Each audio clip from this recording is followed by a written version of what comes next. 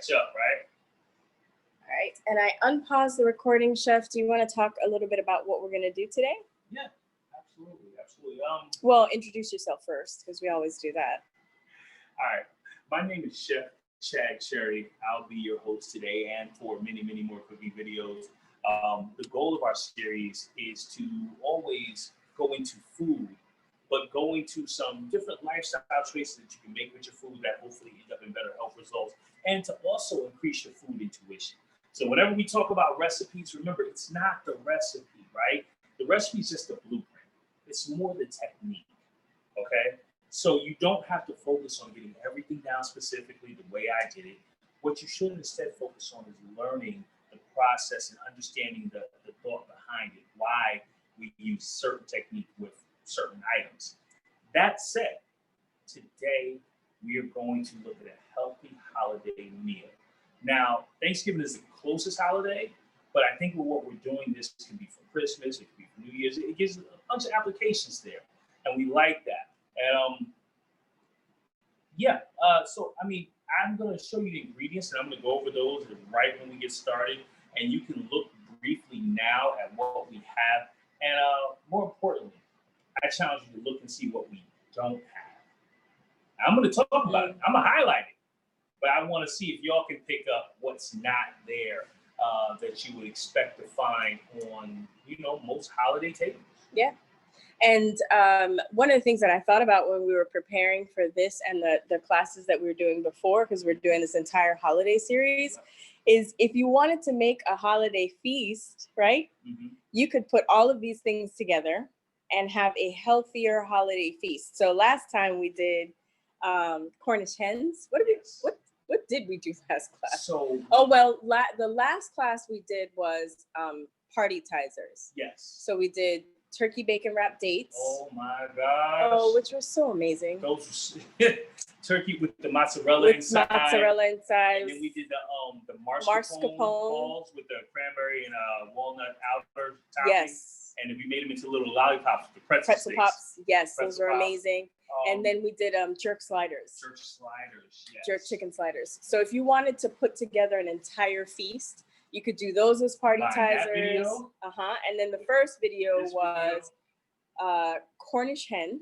Well, did they do the Cornish hen? Yes. We did. We did the pan-seared Cornish hen. Pan-seared Cornish hen, green bean casserole. Yes. And we did a vegetable stuffing. Yes. Yeah. So you're right. So I guess this whole series is dope. I'm gonna have to go back and rewatch the shit myself. Yep. Even though I taught it, you still learn a few things. Exactly.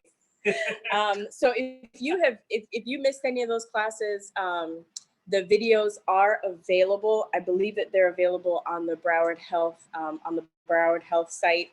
I'm sure that somebody can point you in the right direction as to where they are. But chefculture@gmail.com is our email address if you have any questions about any of the classes that we've taught, or if you have questions about something else that's outside of you got a chef of what we've taught. Chef, get at me, talk to me. I'd love to help you out. I love that interaction. And he loves to talk. He's so friendly. You're the friendliest person I know. Maybe, possibly. But also too, you did never mention our YouTube. Yes, and you can find it on our Chef Culture, KULTURE. You can find it on our Chef Culture YouTube page. Yes. So we are actually at 2:05, Chef Chad. Oh, it is that time. It is that time to get started because we got to do all of this in 50 minutes. Okay, no got pressure. that. No pressure. I'm good. Look, I'm gonna go ahead. I'm gonna glove up real quick. I'm just gonna glove up. I'm gonna get this going. This ain't even. And I know that light work. I know that the folks at Broward Health have taken our classes before, but can you talk a little bit about double glove love while you put your gloves on? Yes. So I move quickly. I believe in limiting as much cross-contamination as possible. At home, you got a sink so you can wash your hands. When I'm out, when I'm working in our studio that we're in right now, we've got to use what I call double glove love. What that means is I will wear an extra layer of gloves so that as I'm working, if I touch something that's contaminated, right, meaning a raw item or something that has a potential, adverse health effect if it's not cooked, then I will just take off that whole top layer of gloves but then I've got a bottom layer on that I can still continue to work with. Yep. And that makes life very, very good and very fast. And so it's a technique, double glove love. I suggest you use it. Yes, and we are in the age of COVID right now. You may be watching this video after it has passed. Lord, we pray after it has passed. Thank you so much, Broward Health, for all that you do for everyone in our community. But we want to make sure that we keep our immune system high. Yes. And cross-contamination is one of those things that can get you so sick. So and then bad. Once you're sick, you're just susceptible to it's a full, it's a slippery slope. Slippery slope. So make sure you're mindful when you're cooking. Awesome. Let's get into our ingredients, right? I told you we're doing a holiday. So I guess what a lot of people would consider the star of the show is our ham, okay? But I'm gonna show you, as you see, a lot of our veggies here. So if you're not into meat, the veggies alone will give you 2 great sides, which can easily be flipped into main courses, depending on how you present them. With that being said, whenever you're planning a meal, you start with what takes the longest. In this case, we are going to use this cauliflower and these potatoes. I'm gonna take a couple of big ones out. Now, if you can't guess what I'm about to make, I'm gonna hit you like I always hit people. Well, here you go. We are going to do cauliflower mashed potato. So we're gonna start, right, by cutting our potatoes. I'm gonna go ahead and get a couple of things ready. You always have a bowl next to you. Cut your potatoes in half, right? And I'm gonna do mashed potatoes, so the cut isn't super important, but this cut is always good for other options. We're cutting them to decrease our cook time. So now I'm just gonna cut them in half again and do that, right? The smaller the potatoes, the faster they cook. And I'm gonna ask the question that we always get when we're doing this dish. Because you're using golden potatoes, right? Facts. Do they have to be golden potatoes? Can they be They do not Idaho potatoes? Idaho potatoes are great for baking, and they are also great for mashing because they have a very high starch content, so they get really soft. Okay. So those would probably be technically ideal. But for me, the gold potatoes or red potatoes, either one of those, the skin is edible. So I don't want to have to peel skin, and I'm just gonna add a little bit of water because we have to wash our potatoes. So I'm just gonna submerge these real quick, right? I don't wanna have to peel skin, but I also, on top of not wanting to have to peel skin, there's also a lot of nutrients in your skin. So a lot of good stuff for you. Now, I am not a nutritionist by any stretch of the imagination, so I can't tell you exactly what those are. But you really know food. Hey, I know food. You know, if you want to find out exactly what those are and be very precise, do your Googles. All right, that's my term. Whenever I'm in class with kids, I always like, hey, do your Googles. And they just start laughing at me. Totally incorrect grammar, but it works. Our next element is cauliflower. Like I said, cauliflower mashed potatoes. So you're gonna reduce the amount of, like what's the idea? Instead of me saying it, I'm just gonna ask it, even though I know the answer already. And I'm gonna start my potatoes because as I'm thinking about it, we're at 50 minutes. I gotta act rather quickly. Yeah. I'm using a saucepan. We're putting this on a high temperature, right? So you would put your stove, you can put your stove right on high, it's okay. I'm just using my hand to just kind of wash off any excess, whatever would be on the potatoes. Okay? Dirt, grime, bugs, whatever. Yeah, not really bugs so much, but just dirt. And I'm just gonna, because I've got them right here, we're just gonna drop them in, okay? And we're gonna discard this water. We don't need it for anything else. We are going to add a little bit of seasoning and water to this process right here because you have to boil potatoes. Now, I know that is second nature and most people understand that you have to boil potatoes. I get that. But what I have learned in teaching many, many classes is not to assume. Right. So I walk it through step by step, not because I think you're slow. I think you're very, very intelligent, Broward Health. I just want to go ahead and make sure we're good. So I'm going to put a little bit of roasted garlic. This has a lot of dehydrated vegetables and most importantly, dehydrated garlic, which is very, very good for potatoes flavor-wise, but very low sodium, Okay. And at this part, you know, we can add salt. You know, they say salt your water. You could add salt to increase the boiling point. It doesn't make it boil faster. It increases the temperature at which the water boils. Got it. Right? But boiling water is essentially boiling water. We are not going to add salt because we don't want to add that element right now because we're still going to season our potatoes at the end. Got it. So this is a great place to just forget about your salt right here.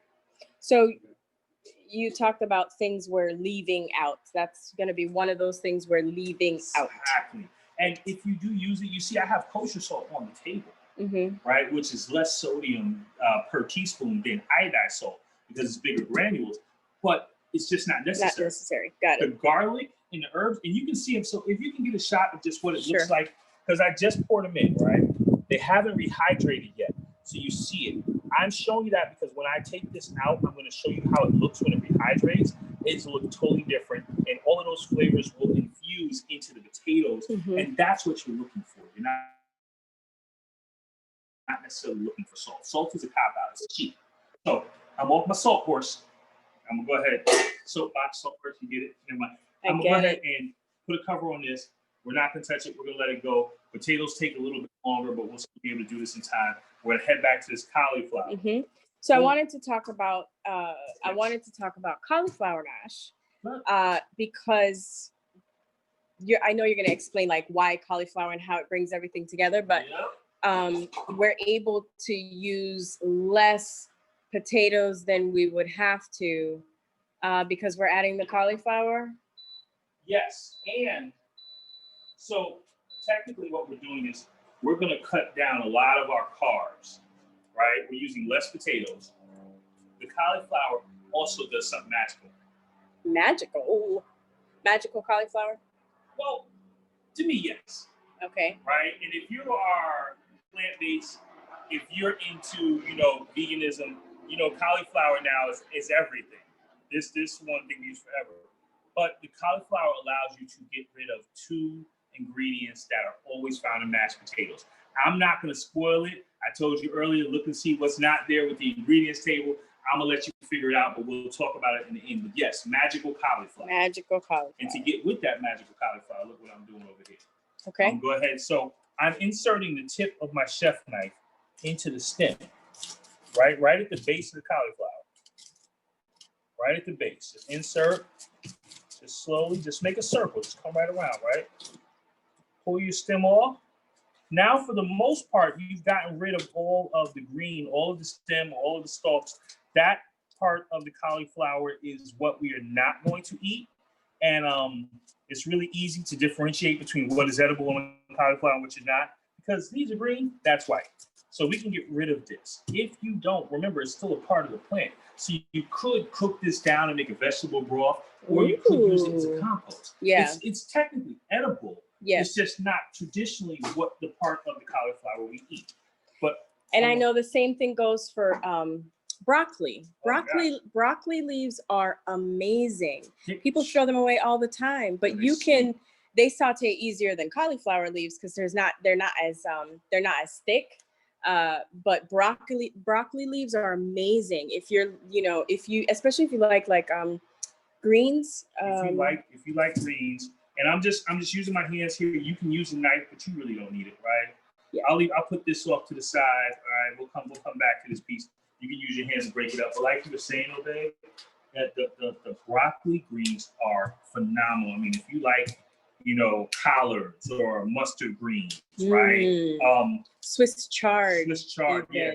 You will love broccoli greens. They're a little less, like with collard greens and other stuff, sometimes, especially like mustard greens, sometimes it can be a little bitter, yes. Yeah, it has like that, like a little bit of an aftertaste if you don't know how to make it properly. Yes. Broccoli leaves don't really get that. Nope. Which is phenomenal. They're so easy to make. Kind of like spinach. That's the truth right there. And it doesn't shrink as much as spinach. Spinach, you can have 2 pounds of spinach and come out with a cup the size of your hand. You're like, what happened? Where my spinach go? Yeah, so broccoli leaves don't do that. They keep their shape, and to me, they hold more of the flavor than spinach does. Broccoli leaves remind me of bok choy. So if you have Yes, ever okay. had the Asian cabbage, kind of like it's called bok choy, they remind you of that. A little garlic, phenomenal with it. Okay. But garlic and broccoli win anyway. Yes. I'm dropping the cauliflower into, into a skillet. I need to add water to it. I started preheating the skillet with no water. Why? Because sometimes chef is a little special. Just a little. We're going to drop it in. We're going to do the same thing here, people. We are not going to add salt. Once again, just some roasted garlic, right? Dehydrated vegetables. And when I say this has a low sodium content, understand this is 4% sodium. So most seasonings that I use aren't going to be above 10%, but 4% is very, very little. So there's some in there, but not enough to really talk about. And that's okay because the real flavor comes from the garlic and the dehydrated vegetables. Put all this in. If a few of your cauliflower, like you see, my water is not 100% covering the cauliflower. Yeah. That's okay. Because the steam is what's going to soften it, Steam right? is going to soften it. Cauliflower cooks really, really easily.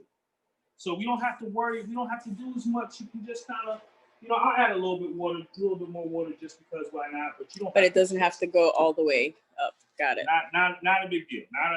Not a life and death situation here. Everybody will be okay. All right. Remain calm, people. Remain calm. All right. So while these two items are working, I always say work on time. We're going to go to our next item, which is what? The next thing that's going to take the ham. Longest, which is the ham. Now, these spiral cooked hams, if you read them, they already say fully cooked, right? Mm-hmm. Once open, use within 5 days, keep refrigerated. So because it's fully cooked, this to me is a favorite item because of its speed. Now, you'll always hear people that want to go ahead and recook these. And I do advise that because the flavor that we're used to is it's going to come from giving this just one more time over and doing something special, which I'm going to get to. I will, however, point out that every time you buy a spiral ham, this is bone-in spiral ham. I like it. I like the flavor. You get one of these packets. Now, this is a brown sugar glazed packet. Traditionally, we would open this up, add some liquid, we rub it all over, and that's what we use. We're not going to use this. This is literally brown sugar, spices, multidextrin, molasses, maple syrup, vanilla, extract, honey. You don't need it, okay? As I talked about, we're going to do a Thanksgiving or a holiday meal that is a little healthier. So one of the places we're going to start with is any excess sugar. So we're not going to use that. We are, however, going to take care and get rid of this wrapping right here, okay?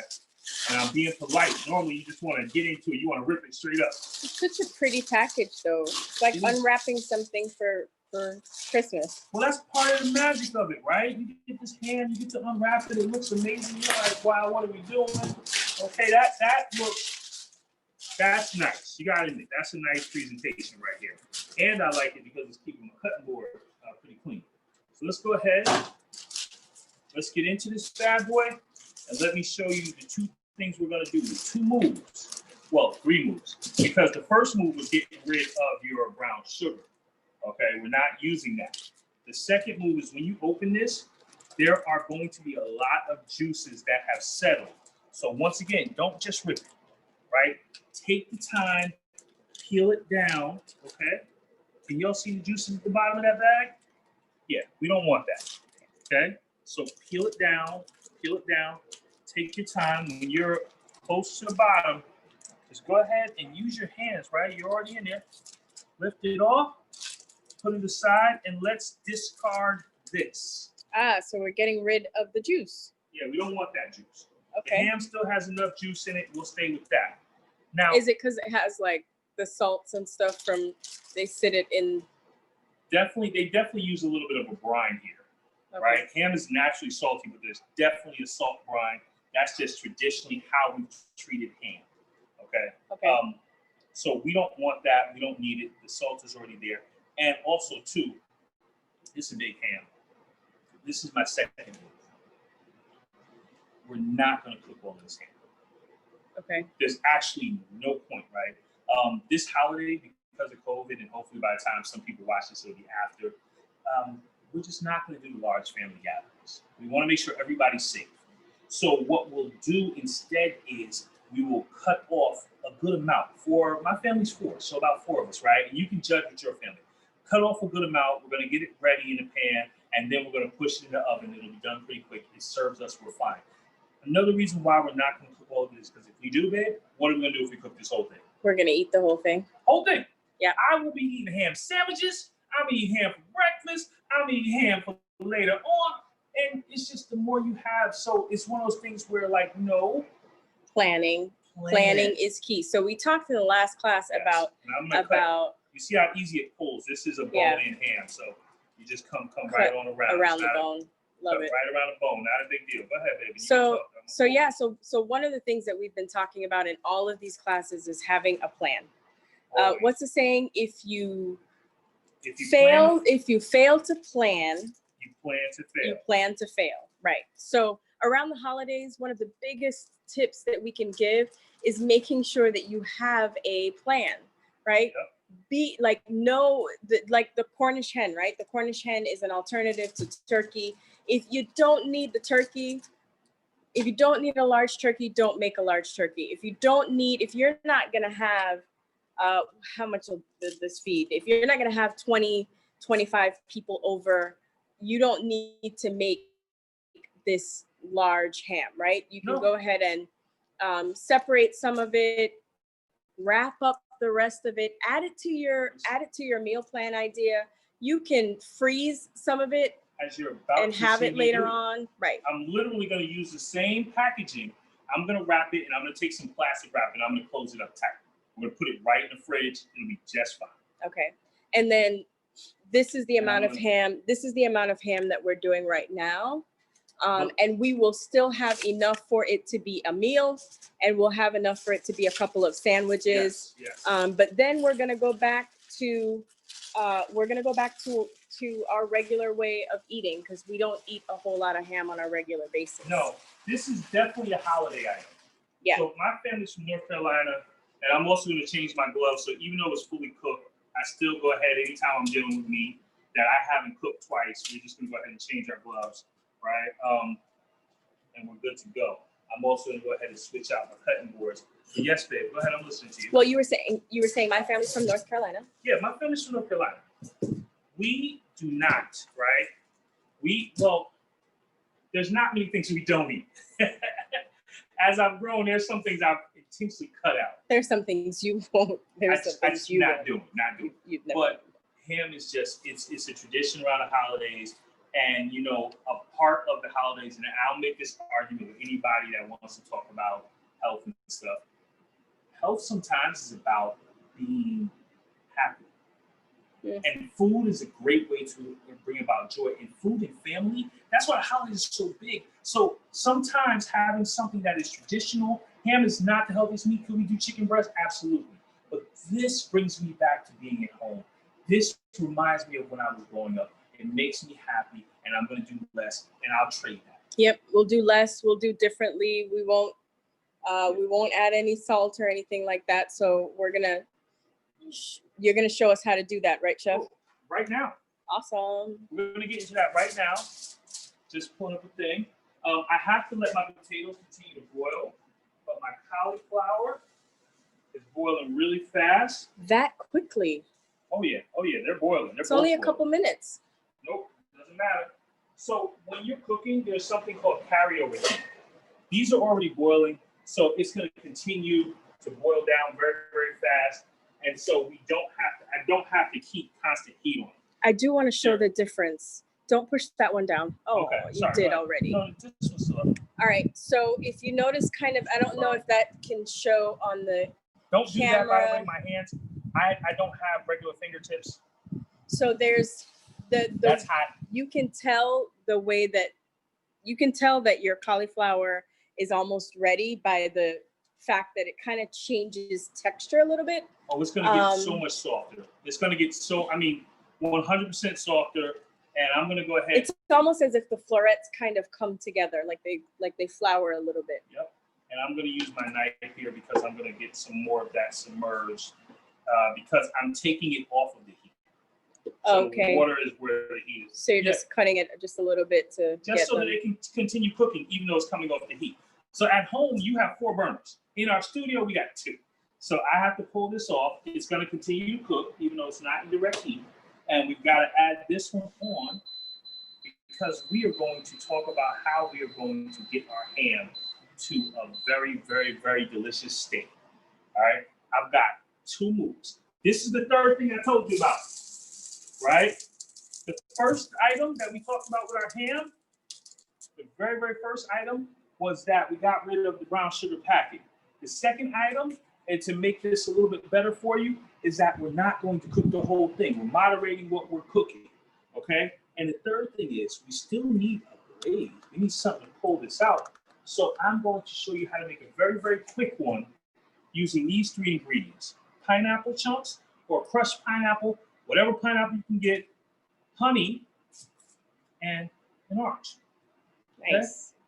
So I just need this not to stick instantly. So I'm going to spray my pan. I'm not using any oil. This is just a spray because pineapple has a ton of sugar and it will stick instantly. This time you can keep all the liquid in there. Okay, just pour that in.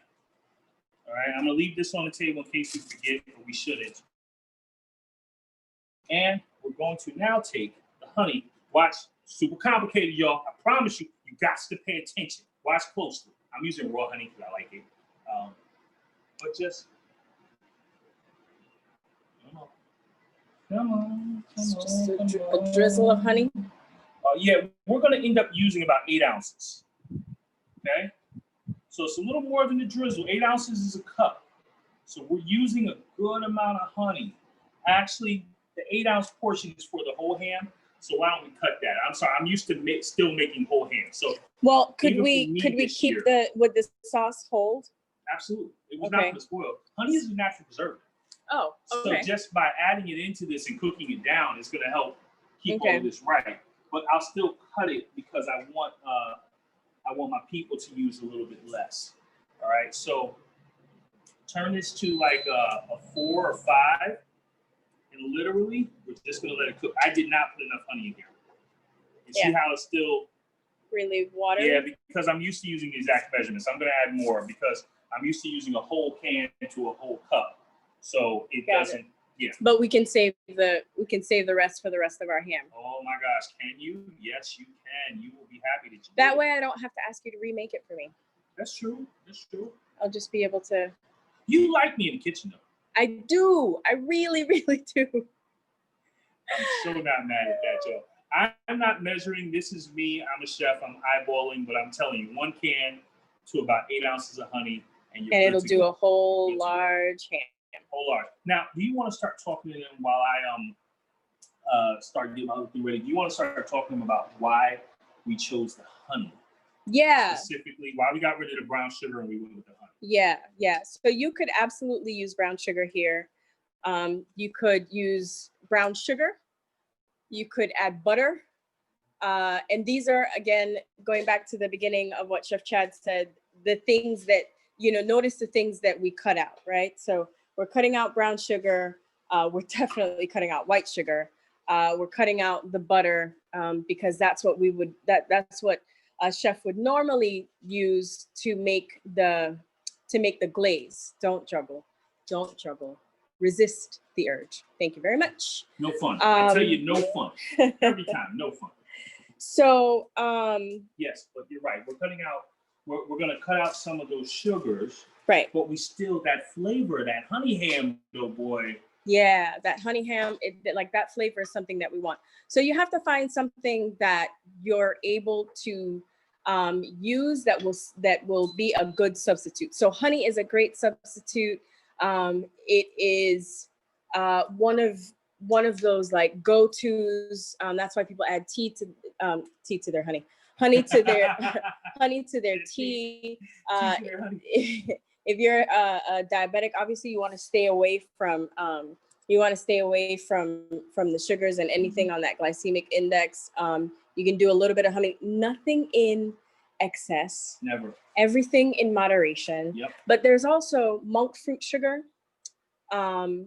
which I thought we had one up here. Oh, it's in the pantry. in the pantry. I was using it the other day. I'm Yeah. sorry, man. Yeah, it's okay. Monk fruit sugar. So we could use monk fruit sugar. There are different types of sugars that we could use. We want to stay away from any of the artificial sweeteners and make sure that we use the naturally occurring sugars. And monk fruit sugar is one of the best.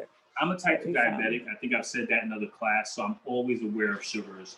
And then I'm also acutely aware of fats, right? Because I'm worried about heart health as well. So this, you notice it's boiling down. What that's called is reducing. So I'm using the skillet to make this come together to make an emulsion, which means it's a sauce.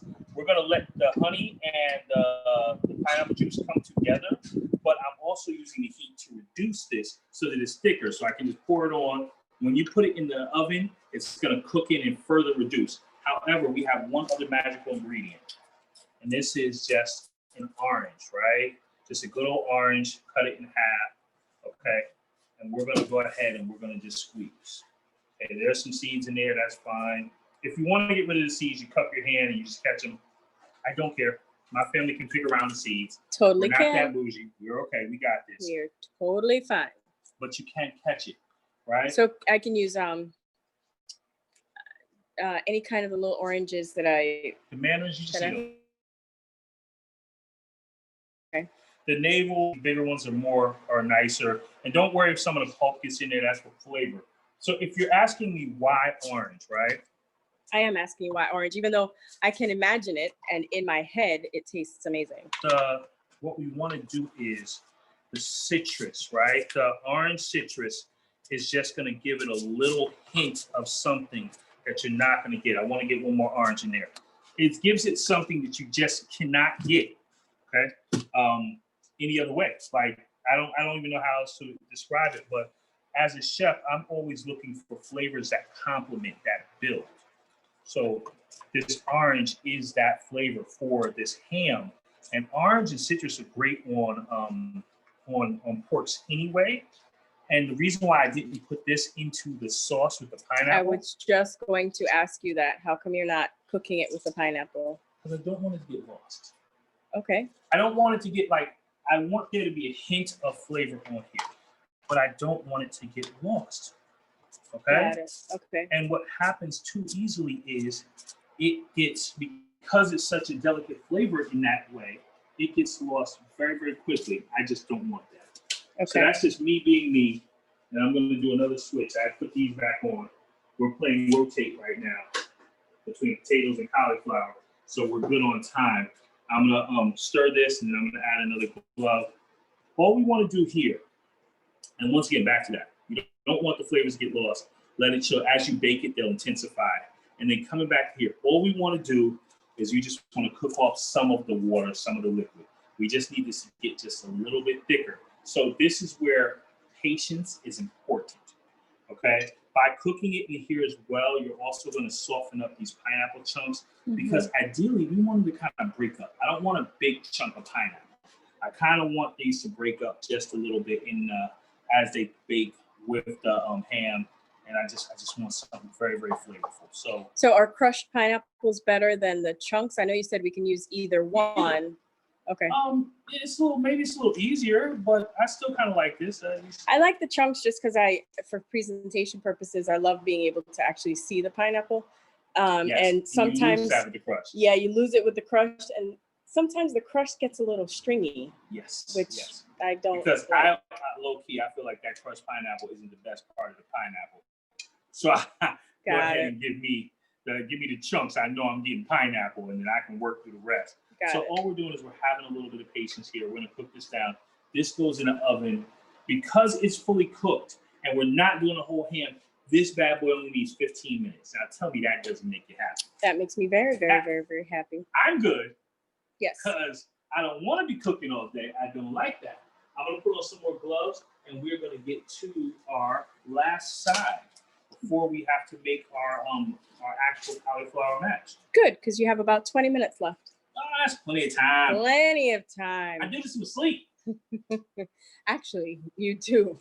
I really do. Yeah. Okay. All right. We're going to use some squash, some zucchini. Yep, I did that right. And some cauliflower, okay? These are the things that we have left. We're gonna put those in. These are part of what we want to call fall or winter veggies. You'll still find them in abundance everywhere. That's what you want to look for, get what's seasonal. Do you want to just touch on seasonal real quick? So a lot of times we talk about organic versus non-organic. And if we have not mentioned it for Broward Health as yet, there is a list called the Clean 15 and another list called the Dirty Dozen. Yep. And it basically talks about 15 clean items that you don't need to buy organic, like bananas and pineapples and mangoes, because generally speaking, because the skin is thick, right? So you don't have to buy them organic. Pesticides aren't going to they're not going to thick skin. They're not going to seep into the thick skin. And then the Dirty Dozen, if you check out that list, Google it. The Dirty Dozen are things that we should absolutely buy organic when we have the money. Strawberries, peaches, blueberries, peaches, apples, things that you're going to consume the skin. Right, you're going to consume the skin.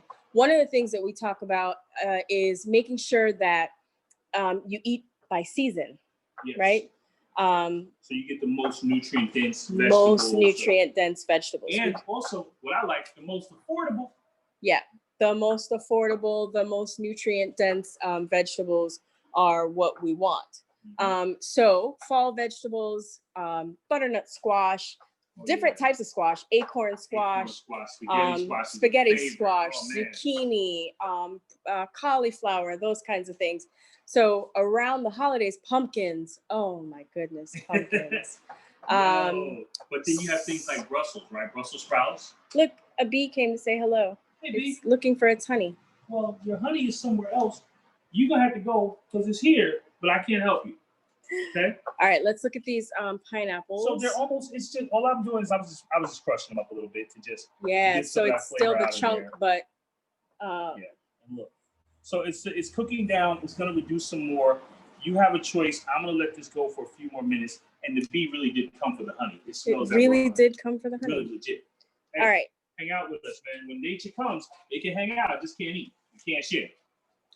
All right. At this point, if anybody has any questions, feel free to either unmute yourself or drop it in the chat. Yes, as always, throughout our classes, you can feel free to ask questions. We want it to be as interactive as possible. If you are watching this on a recording, feel free to email us, chefculture, KULTURE, chefculture@gmail.com, and we'll be happy to answer any questions that you have about this class or any other class. Before I jump right into here, this is pretty relatively easy, but I'm still going to take my time to show it to you. I'm going to jump in. I just want to make sure you have time. Any questions? You looking good, babe? We are looking. Double checking the computer? Yep. Double checking the computer.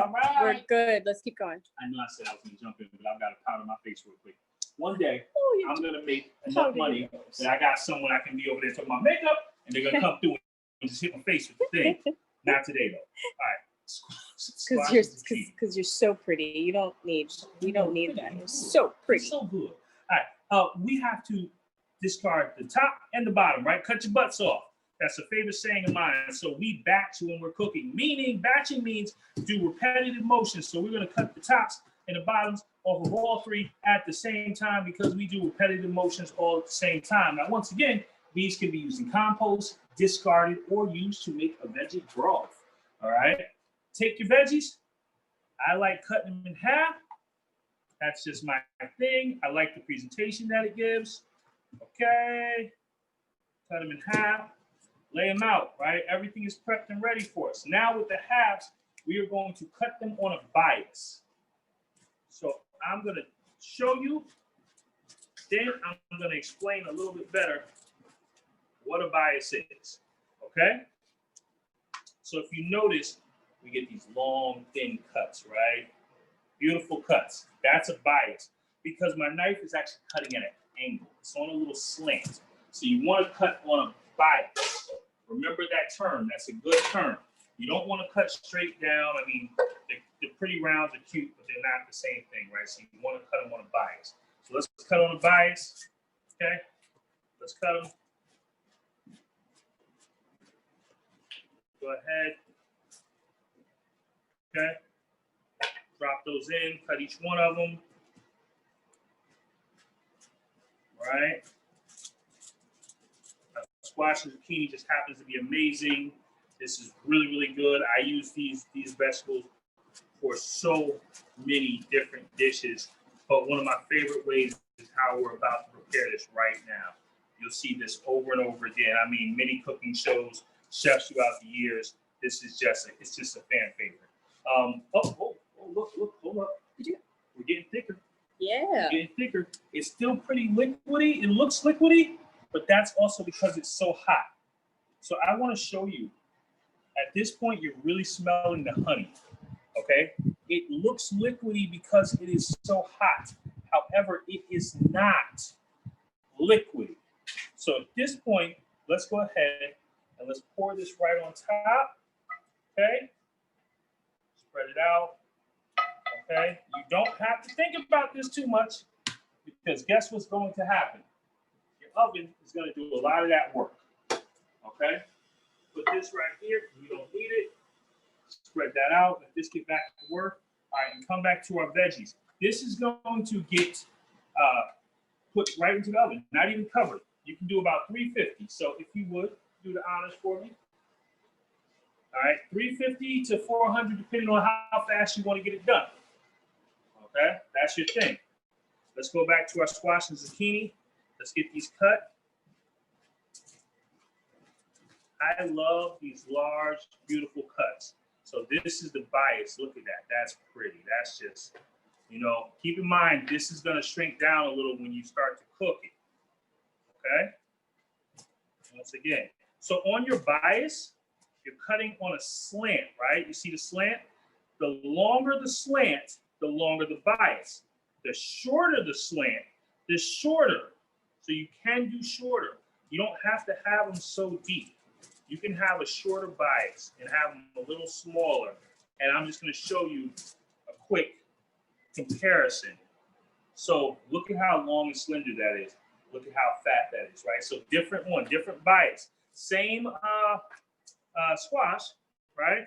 Just different bias. We're putting all those in a bowl because we got one more veggie. It is the other half of our cauliflower. Now, I know I'm putting cauliflower in the potatoes, and I don't need you're over here like, yo, chef, I'm cauliflowered out. Trust me, you're not. We prepare this in two totally different ways. You won't even recognize. Matter of fact, if I was preparing you a plant-based or vegan Thanksgiving, I could use cauliflower 5 ways, and it would be totally different each way that I did it. All right? So I'm going to go ahead, and we're going to just do this. I just like cutting it straight down. I don't want to think about it too much. I do like the idea of using less ingredients, though. Yeah. So like using the cauliflower in multiple ways. Just reuse it. Yes, exactly. It's so budget friendly. And it's fire. It's good. Yep. It's just good. Yeah. All right, let me double check my potatoes because I'm going to have to borrow a skillet from somebody. Somebody's going to have to give up some space here. One of the two.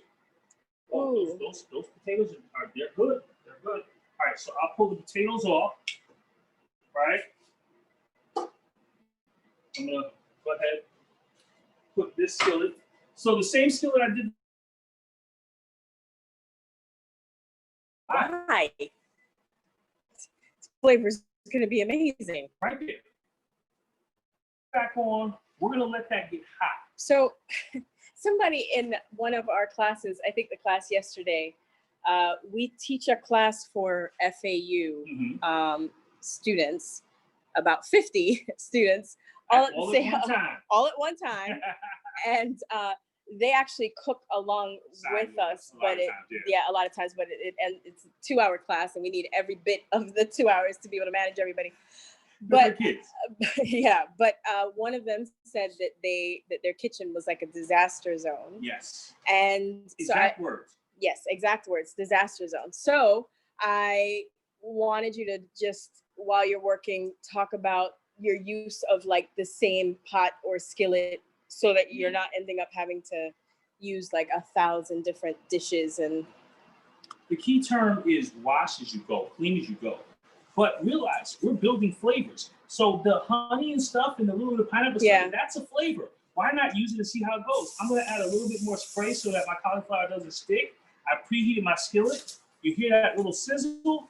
We're gonna just go ahead and place those in. This is why I cut it thin, by the way. I want you to, just look at it. So that it cooks, right, it cooks in time.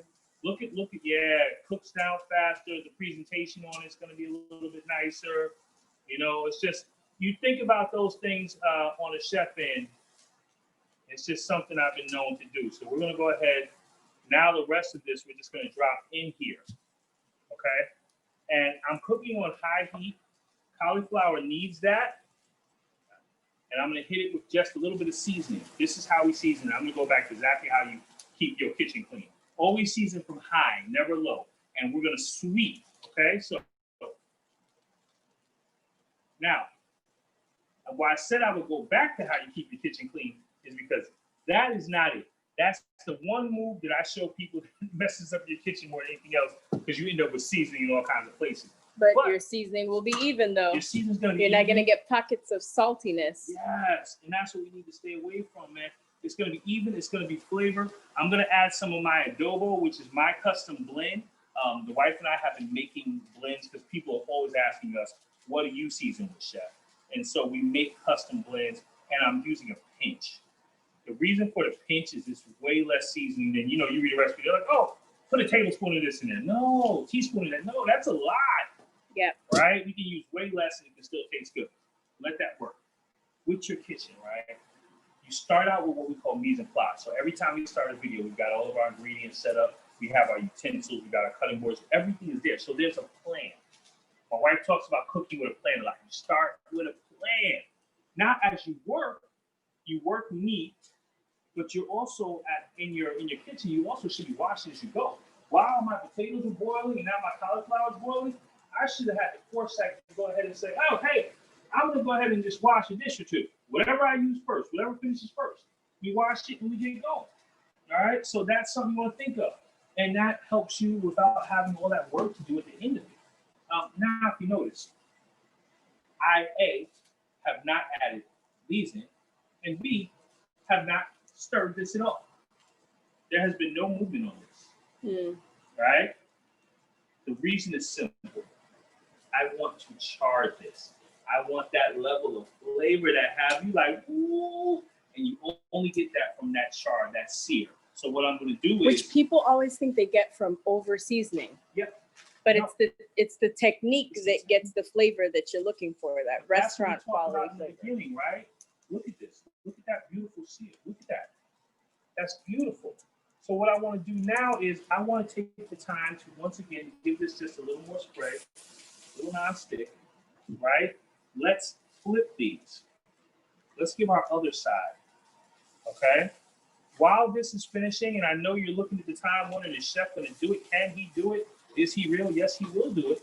While this is finishing, I'm going to go ahead and we're going to mash our cauliflower mashed potatoes, get those ready to present, and we are just about ready to eat. Remember, the squash and zucchini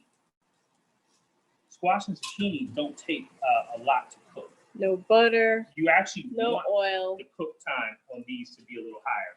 Yeah, no butters. No butter, no oils, oil. Right? No fats. Just a little bit of natural caramelization, a lot of flavor. So put your layer these on top, okay? Once again, don't stir your cauliflower, layer them on top, get a good even layer. Because we want that to still have a nice crunch to it. Crunch.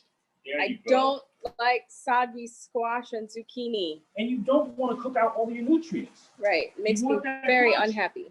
It makes me unhappy. So now we're gonna go ahead and we're gonna add a little bit of our own adobo. This is our chef-made seasoning. Just a pinch, right? I'm gonna do 2 pinches for this one. Okay. We're gonna turn this down just a little bit. We're gonna forget about this because we've got to go over to our cauliflower mash, which I'm gonna show you how to work with. I'm gonna show you how to do this there. You know this is what I do. So with the cauliflower, I want to always turn off your stove.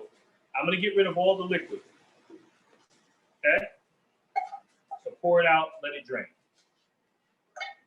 Oh gosh, I thought that was coming through for a second. He thought it was on your table. I thought it was on the table.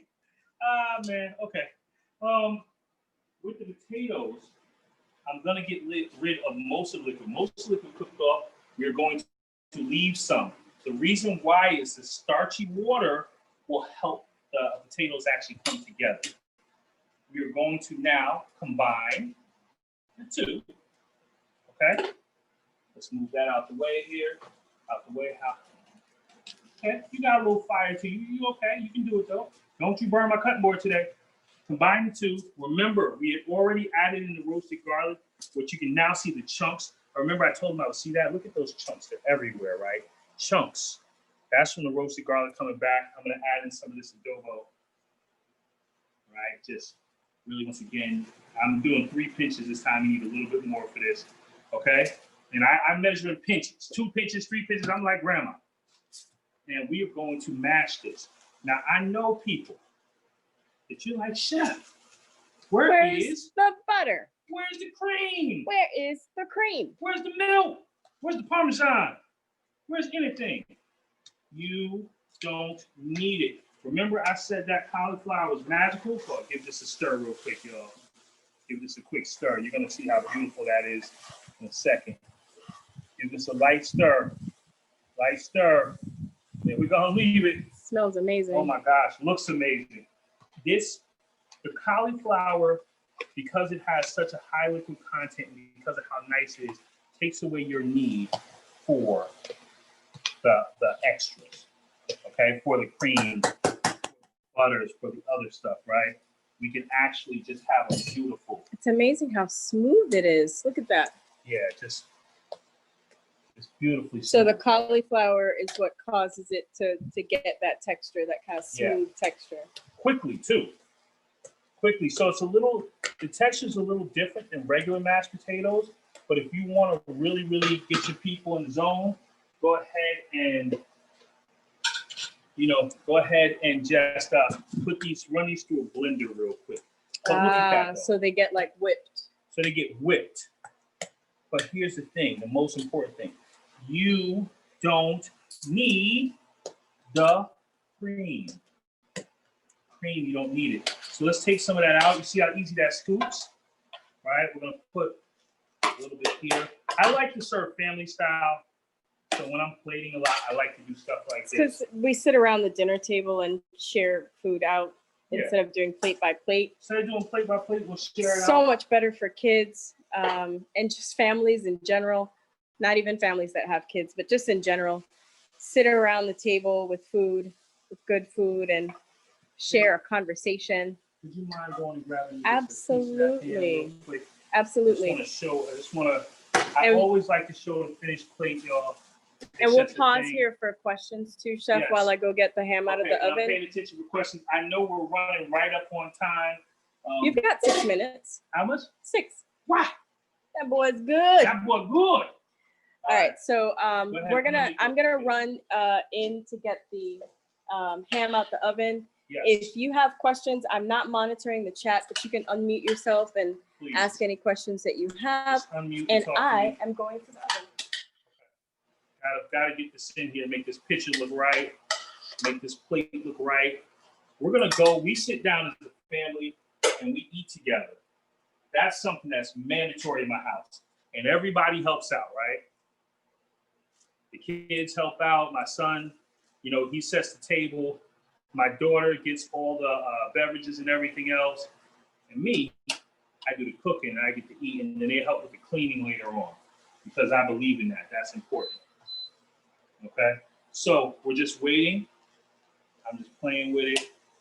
I just like playing with it. Don't mind me. We're waiting. We're going to put this ham in here. Now that I built that up a little bit more, now I want to build up the veggies a little bit more. This is what happens, man. You get to playing around with the plating and you get to moving stuff and coming with it. I don't see any of the, there we go. We need you. Cauliflower. Come on, cauliflower. You're so pretty. You can't hide at the bottom. You got to come up. Yes, I talk to my food. I know. Yes, I do. I am guilty of talking to the food. I am guilty of that. Right? And just put some of that right up there. Some of this beautifully seared cauliflower. That's amazing. That's gorgeous. That is phenomenal. Highly, highly phenomenal. I can't wait to try it, y'all.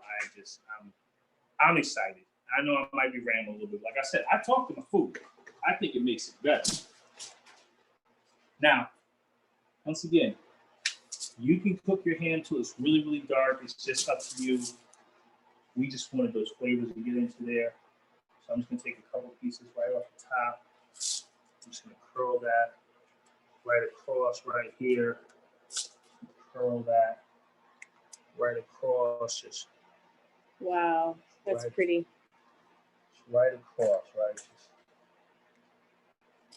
just like that, just right there. Okay, and now I always put a little bit of parsley. Because presentation is important, so colors are important. Breaking up the white from the mash with a little bit of green, breaking up the pink from the ham with a little bit of green. And it just, this gives me something that I want to just dig into. The kids will want to, and most of our meal is veggies. Now, you can absolutely 100% put these into all kinds of separate situations, separate containers, separate plates. You can plate a small plate. Like I said, we like family style. I want my kids to sit around the table with me and we all just dig in. That's just our style. I want you to do what you do because it's your traditions, it's your family. Like I said, the holiday is about that. Come together, let's smile, let's enjoy food and love, you know? All right, all right. So thank you so much for joining us for this episode. The recording will be available as it always is. Again, Chef Culture, KULTURE @gmail.com. If you have any questions, we will pause right here. Thank you so much for joining us, and we'll just hang out and wait to see if anybody has any questions. Man, I'm ready to dive in. Good.